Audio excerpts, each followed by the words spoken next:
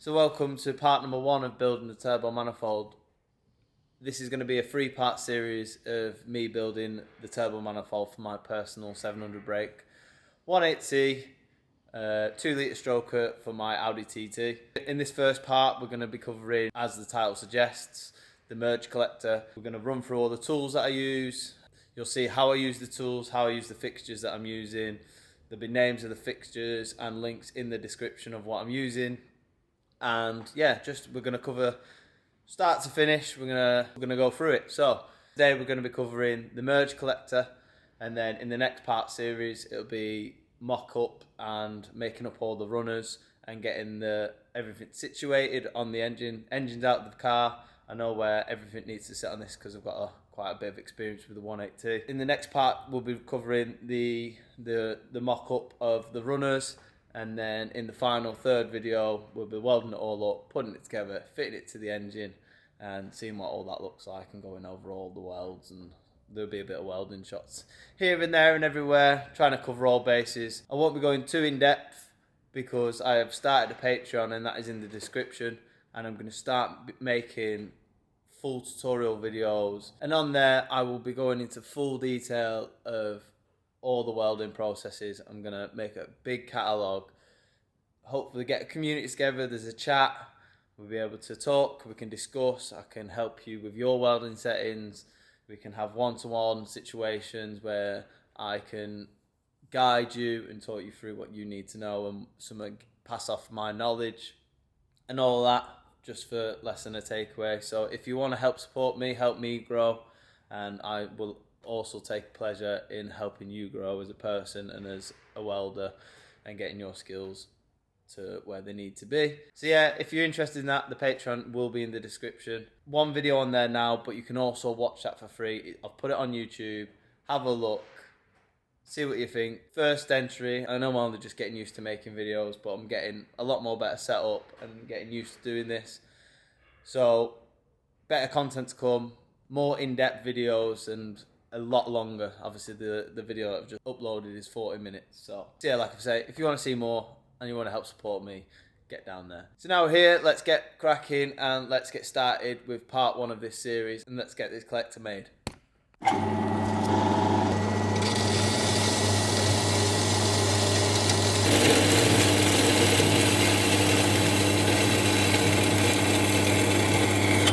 So I've got all the merge collector runners cut.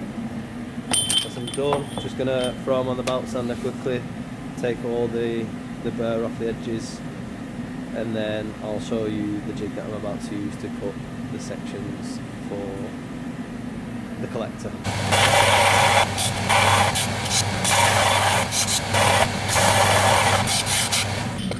So that's them all sanded. I just need to deburr the inside with a nice little deburring tool. So yeah, you can just run these on the inside, get rid of the swarf, weld the burr.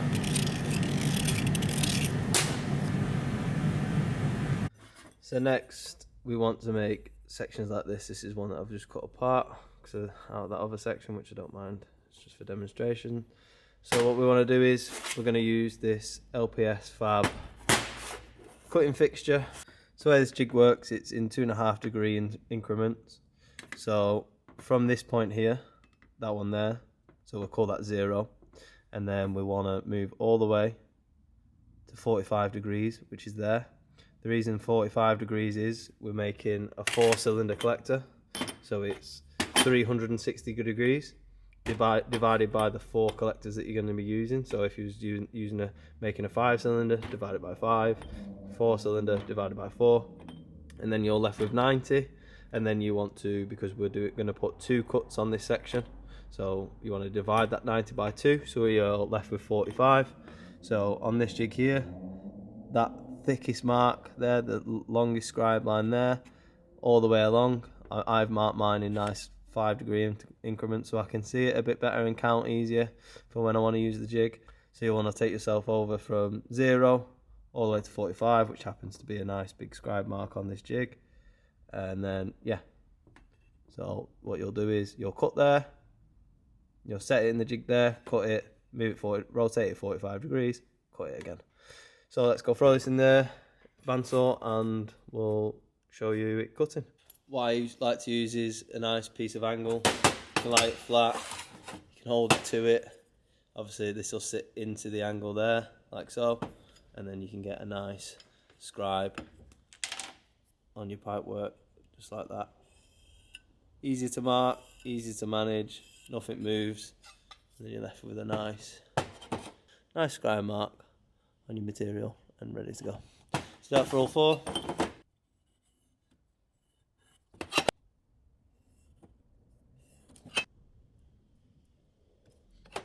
This is the fixture now clamped into place. It's nice and tight, I don't want it moving. If we just remove this, tighten that a bit, and then push this down nicely. That's not going anywhere now, that's nice and tight, we can't move that. And then obviously this is now set inwards so you can still tighten and clamp the pipe down, which is really nice. So that's done, we're going to throw a bit of pipe in there and yeah, get it cutting. Setting that mark to bang on 0, and then you want to tighten this screw down, and I'll go get an Allen key to tighten that down properly, and then we can make our first cut along that edge, along that side edge there.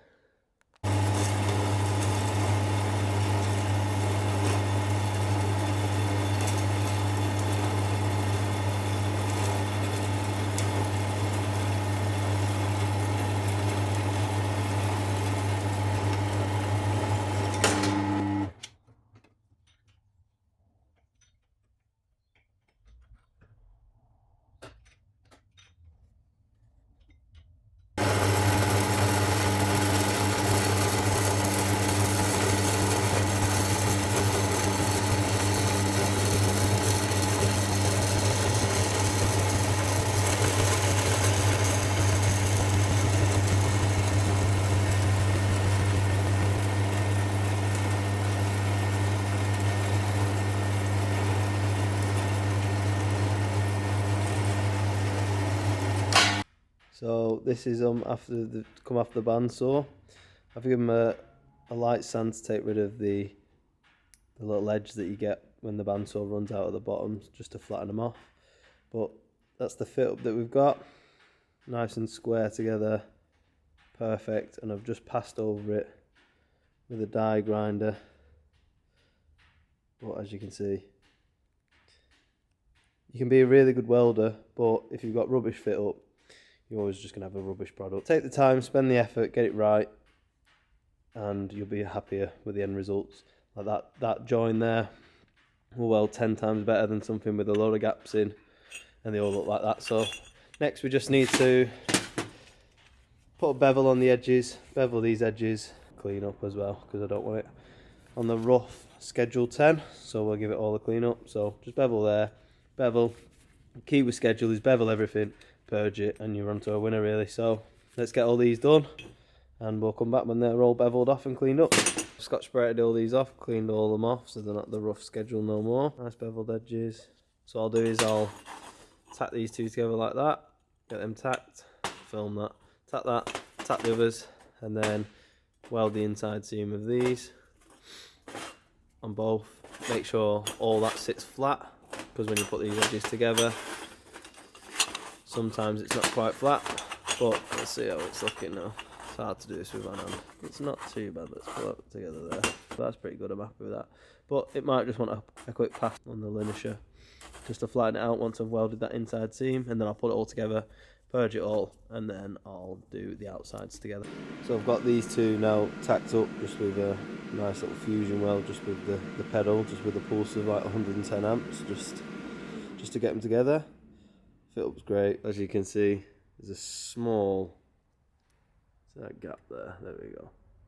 So there's a small gap, so what I'll do is I'll fusion weld that with I'll pulse that, and I'll pulse both sides of that, and then what I'll do is I'll then flatten that on the linisher, tack all this together, fusion that, and then purge, and then do the outsides.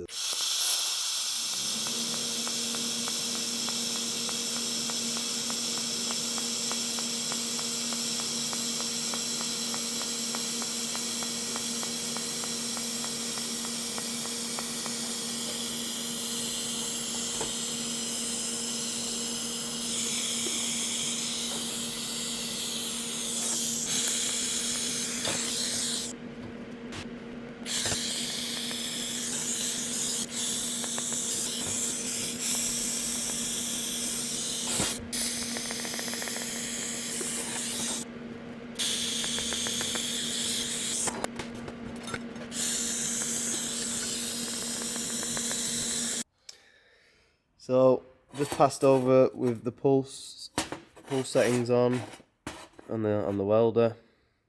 It's turned out really nice. Don't want to go overboard with that. I'm not trying to melt the metal and, you know, do the backside. Just trying to tack it together, fuse it together, and then I can port this and make it dead nice. So yeah, nicely fused together. Ready for them to be linished off now in the linisher. Get them nice and flat, and then I'll put these together. And then I'll weld, tap that, and then I'll try my best to see how much I can get of the inside of these with the torch. Pass over that. I'll get the torch in there. Just need to make sure I'm getting proper shielding, because I'm going to have to stick out the tungsten a bit. Move to a smaller cut probably. I'll go through that though when I do it. But all in all, very happy with that fit up. So that is the collector all tacked up. I've just put a small tack on the inside there and a tack on the inside. Nice, really nice fit up. There we go. So that's straight off the saw. Only minor prep work on the linisher to get that. Like I said, just set up your tools correctly. That's the sort of finish that you're after. You want all your merges to be in line. Don't want that side higher than the other. Makes it far easier to get it tacked up now. And fusion welded along that seam there. I've just put a little dot on there because I don't want to make too much of a mess of that, because I want to port that nicely. So now I'll just fusion weld this if I can, and that, and then give all these outsides a good clean before we do the pass on the outside, and a nice little, get it all merged up.